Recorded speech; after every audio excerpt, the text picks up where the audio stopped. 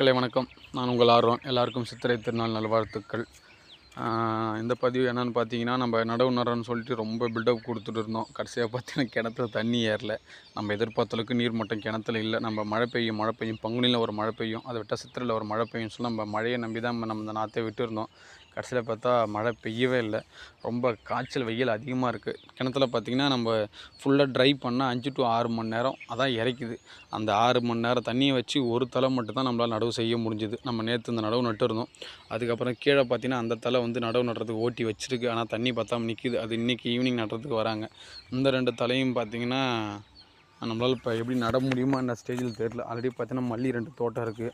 நம்ம நெல் நட்டோம்னா எல்லாத்துக்கும் இறைக்குமா, தண்ணி பற்றாக்குறை இருக்குன்னு அம்மா வந்து வீட்டில் இந்த 2 மட்டும் நடு, அது வேணான்ற மாதிரி சொல்லிகிட்டு இருக்காங்க. என்ன பண்ணுறதுனே தெரியல.